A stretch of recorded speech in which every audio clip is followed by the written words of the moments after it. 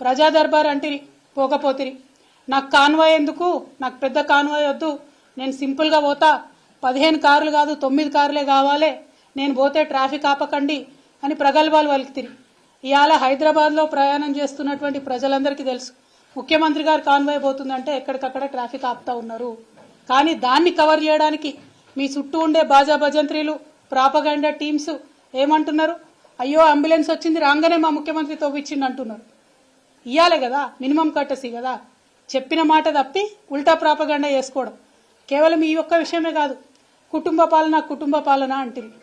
మరి వాళ్ళు అధికారికంగా మీ సోదరులు కొంతమంది జిల్లా రివ్యూలలో వేదిక మీద కూసోబడుతుంది, ఇంకా కొంతమంది సోదరులు వేరే వేరే నియోజకవర్గాలకు ఇన్ఛార్జీలు ఉండబడుతుంది, ఇంకా కొంతమంది సోదరులు ఏమేం పనులు చేస్తున్నాయో ప్రజలందరికీ కూడా తెలుసు. సమయం సందర్భం వచ్చినప్పుడు తప్పకుండా అవన్నీ కూడా బయట పెట్టడం జరుగుతుంది. తెలంగాణ కోసం ఎంతో మంది పోరాడితే గానీ మీరు, నాన్నగారు, మీ అన్నయ్య గారు, మీ బావగారు, మీ తమ్ముడు సంతోష్ గారు, వినోద్రావు గారు, ఆరావు గారు, ఇంకోరావు గారు, ఇంకోరావు గారు, ఇంకేదేదో రావు గారు, ఇంతమంది మీరు ముఖ్యమైన పాత్రలను పోషించి మీరు తెలంగాణను మాత్రం తోసుకోవడం తప్పలేదా అమ్మా? న్యాయమత లేదు నీకు? కాంగ్రెస్ పార్టీని విమర్శించొద్దమ్మా నువ్వు. ఎందుకంటే కాంగ్రెస్ పార్టీ తెలంగాణకి ఎంతో చేస్తుంది, తెలంగాణ ఇచ్చింది. మీరు మాట్లాడితే రేవంత్ రెడ్డి గారిని కాన్వాయ్ పోతుంటే ట్రాఫిక్ జామ్ అవుతుంది. ముఖ్యమంత్రి గారు ప్రతిరోజు, ఈ ముఖ్యమంత్రి గారు ప్రజల్లో ఉండే ముఖ్యమంత్రి గారు ప్రతిరోజు సెక్రటరీ పోవాలి, ప్రతిరోజు రావాలి, తిరగాలి.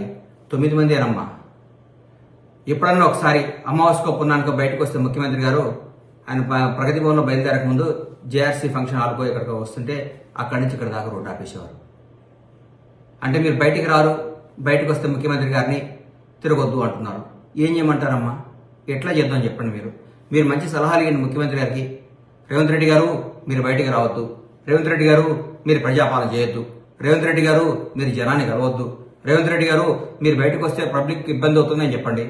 రాష్ట్రాన్ని మీ కబంధాస్తాల్లో పెట్టుకొని రాష్ట్రాన్ని శాసించి, రాష్ట్రాన్ని దోచుకొని, రాష్ట్రాన్ని సర్వనాశనం చేసి 7 లక్షల కోట్ల అప్పులు చేసిన మీరు, కొన్ని వేల ఎకరాల భూమిని బకాసురులాగా మింగేసిన మీరు, ఏ డిపార్ట్మెంట్లో పోయినా అన్ని లొట్టలు చేసిన మీరు, ఈ రోజు కాంగ్రెస్ ప్రభుత్వాన్ని విమర్శించడం ఎంత మట్టికి న్యాయం తల్లి మీకు?